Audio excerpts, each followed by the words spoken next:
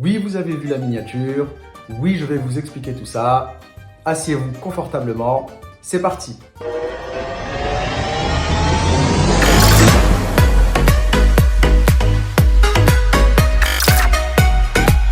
La chaîne qui vous aide à voyager facilement.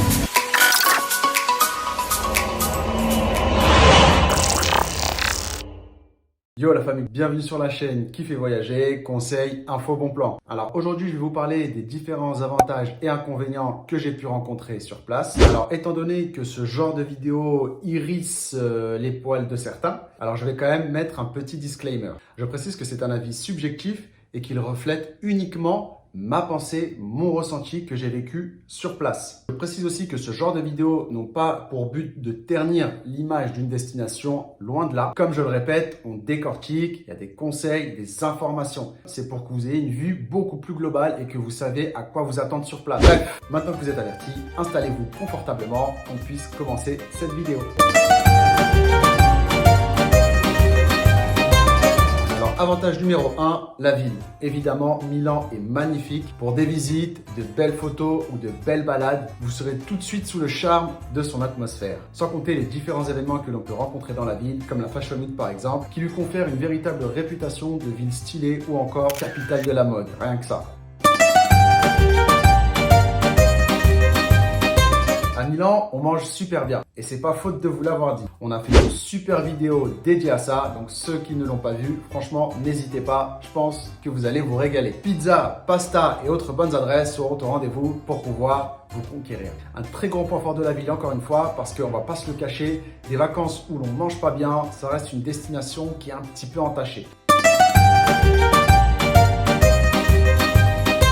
Évidemment, un autre gros point fort de la région, ça va être les activités. Que ce soit les visites, le shopping, les découvertes ou même autres expériences, vous aurez l'embarras du choix pour trouver ce qu'il vous plaît. J'ai aussi fait une vidéo qui parle de quoi faire à Milan, donc n'hésitez pas aussi à aller la checker. Oui, je sais, j'en remets une petite couche, mais au moins, vous aurez un guide assez complet sur cette destination.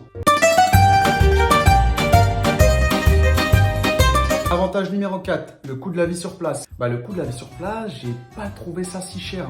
C'est même un petit peu le contraire. J'ai trouvé ça assez abordable quand même. Milan étant un petit Paris, je me suis dit que ça allait être quand même relativement cher. Bon, après, à part pour se loger où ça sera un petit peu plus cher, franchement, pour le reste, vous pourrez faire de belles économies. Un autre point fort non négligeable que la ville cachée dans sa Manche. Après, je précise quand même que pour le côté festif, ce sera évidemment un peu plus cher. Étant un petit Paris, comme je vous ai dit juste avant, franchement, vous pourrez faire quasiment tout à pied où les transports sont assez bien desservis. Donc, vous pourrez assez facilement vous rendre d'un point A à un point B sans que ce soit trop contraignant. Quand on fait un city break, ça reste quand même important d'avoir à peu près tout autour de soi ou de pouvoir faire quasiment tout à pied ou à 20-30 minutes maximum en transport. Donc voilà ce que j'ai pu retenir sur les différents avantages de Milan. Je comprends mieux maintenant pourquoi la ville est plus cotée et qu'elle attire toujours plus de monde chaque année. Maintenant qu'on a fait le tour sur les différents avantages, place aux inconvénients. Donc je reprécise encore une fois que c'est un avis purement subjectif et ce que je vais dire maintenant n'engage que moi. Donc vous, si vous avez un avis qui est différent du mien ou comparable au mien, n'hésitez pas à le dire dans l'espace commentaire d'une manière intelligente et courtoise. J'ai trouvé qu'il parlait très peu français. Alors c'est vrai que pour une destination qui n'est pas très loin de la France, contrairement à l'Espagne ou au Portugal par exemple, on retrouve très peu de français, voire pas du tout. On reste un pays frontalier et énormément de touristes français viennent tous les ans à Milan. Ça m'a donné un peu l'impression que les Italiens ne cherchent pas trop à faire d'efforts là-dessus. En fait, ça m'a plutôt donné l'impression qu'ils ont peut-être un petit peu de mal avec les Français en général. Parce que les Italiens, en tout cas les Milanais, parlent très bien anglais. Je n'ai pas retrouvé ce côté frontalier comme ont ses autres voisins latins, par exemple. En France, à Paris, on retrouvera beaucoup d'Espagnols, de Portugais et d'Italiens. Donc c'est pour ça que ça m'a un petit peu étonné qu'à Milan, cet effort ne soit pas réciproque, on va dire. Alors qu'à contrario, ils parlent très bien l'anglais et quasiment tout est écrit en anglais. Inconvénient numéro 2, pas très accueillant. Alors autre chose qui colle ainsi un petit peu à la peau des Milanais depuis un petit moment, c'est que pour une destination très touristique, ils ne sont pas très accueillants. On pourrait se dire, ouais, ils ont l'habitude de voir des touristes, etc. Mais non, ils veulent rien savoir. Apparemment, toute l'Italie leur reproche un petit peu ce côté suffisant, ce côté hautain. Ils prennent un petit peu l'Italie de haut, de ce que j'ai cru comprendre. Les Milanais parlent très bien anglais, mais ils vont toujours venir vous aborder en italien en premier. Ils sont assez fiers de leur culture, leur histoire et leur langue et ils ne vont pas essayer de vous le rappeler s'ils en trouvent l'occasion. L'impression qu'ils m'ont donnée en essayant de venir absolument vous parler en italien. Donc pour eux, vous êtes en Italie, donc c'est normal que vous parlez couramment l'italien. Ce qui est assez curieux quand même parce que l'italien, c'est pas comme si c'était une langue qui se parlait au-delà des frontières italiennes. L'anglais, le français, l'espagnol, je veux bien parce que ça reste des langues qui sont quand même internationales et que l'on parle bien loin de leur territoire. Mais l'italien, non. En France, au minimum déjà, elle arrive LV4 pour les plus volontaires d'entre vous pour apprendre l'italien. Entre l'anglais, l'espagnol, l'allemand, le latin, le chinois, l'arabe, le russe, le portugais, l'italien. Après, chacun où est-ce qu'il le place. Mais vous avez compris l'idée. Donc, vous vous imaginez si chacune des langues que je viens de citer juste avant viennent vous aborder avec leur langue principale. Imaginez un allemand ou un hollandais qui, lui, vous parle directement en allemand ou en hollandais. Non, en fait, parce que personne ne les comprendrait, en fait. Si on a élu l'anglais comme langue internationale, c'est pas pour rien. Après, tous ceux qui veulent s'y frotter à parler la langue dans laquelle ils se rendent, c'est tout à votre honneur. En fait, pourquoi j'en parle autant, c'est parce que j'ai eu cette conversation avec un Italien sur place, après ce que je viens de vous citer là, et il l'a super mal pris. Du style, écoute, nous, on est Italiens, si tu connais pas notre histoire ou notre culture, c'est ton problème, mais viens pas en Italie, quelque chose du genre. Or que pas du tout, simplement pas que la fierté se mélange avec l'arrogance. Et ça vaut que ce soit pour les Italiens ou pour même n'importe quel autre pays dans le monde.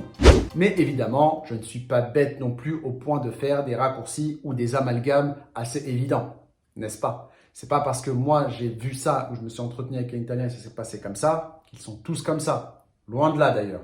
Voilà, c'était un petit peu long. Je voulais vous le dire parce que ça m'a un petit peu énervé sur le moment. Mais maintenant, vous comprenez pourquoi. Inconvénient numéro 3, le racisme. Là, ça y est, le mot est sorti, il est dit. Qu'est-ce qu'il va dire, qu'est-ce qu'il va faire, de quoi va-t-il nous parler? Ah, je t'attends avec impatience, jeune homme, tu te mets sur le grill tout seul.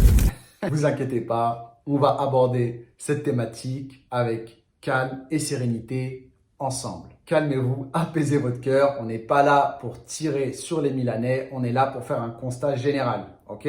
Je vous expose mes arguments et vous me direz ce que vous en penserez. En fait, j'ai trouvé que par moment, au-delà du fait de ne pas être accueillant, ça pouvait aller un petit peu plus loin. Je m'explique. Donc j'ai déjà fait d'autres destinations où des gens n'étaient pas accueillants, voire aussi un petit peu racistes. Mais la ligne est très étroite entre les deux. D'ailleurs, si quelqu'un peut nous dire à quel moment on peut savoir que quelqu'un ou un peuple ou une destination n'est pas accueillant ou est raciste, j'aimerais bien avoir le curseur entre les deux. Est-ce qu'il y a un mot? Est-ce qu'il y a un acte? Dites-le moi en commentaire, ça pourrait grandement nous aider.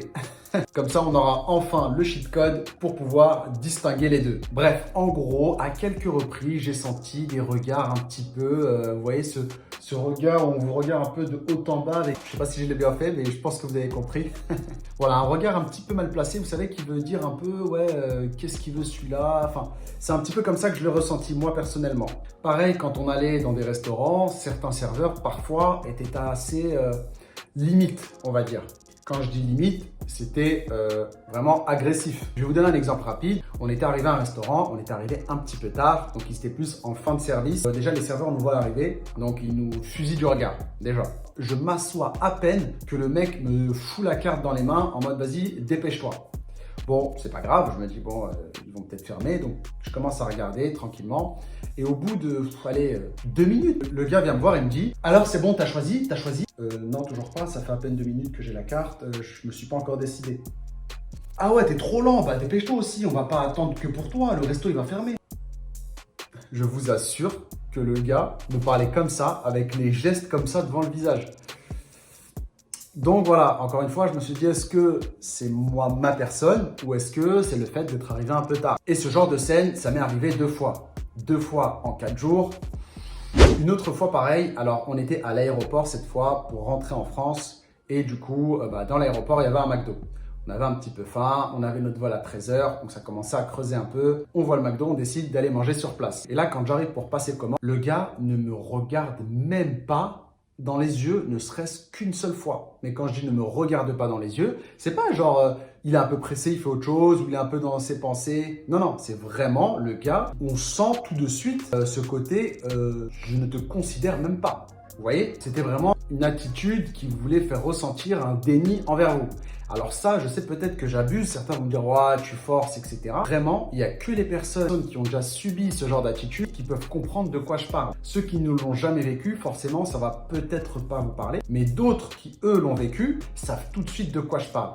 Honnêtement, ces scènes-là, je les ai déjà vécues pas mal de fois. Donc vas-y, ça me fait plus rien. Je sais comment les aborder maintenant. Je me dis simplement, peut-être qu'il est mal luné, que voilà, il vient de commencer sa journée, ça s'est mal passé pour lui, etc. Dans ces moments-là, vous savez, on trouve toujours des excuses, alors que souvent, c'est la première pensée qui est la bonne. Bref, je termine ma commande, je paye, je me mets sur le côté en attendant qu'elle arrive. Et là, derrière moi, deux Danois, grand blond, grande blonde, maillot du Danemark, blonds, yeux bleus, vraiment le cliché du Danois, quoi. Et là, le gars se transforme. Mais quand je vous dis se transforme, et c'est ça en fait qui m'a un petit peu marqué. Vraiment, ça m'a marqué parce que il se transforme. Mais vraiment, il se transforme. Il passe d'une tête du mec qui est là, nonchalant, avachi, limite qui me parle avec des gestes, qu'est-ce que tu veux, à il se redresse, il se met bien droit, il se penche un petit peu en avant pour leur parler avec les mains, comme si monsieur travaillait au Fouquet.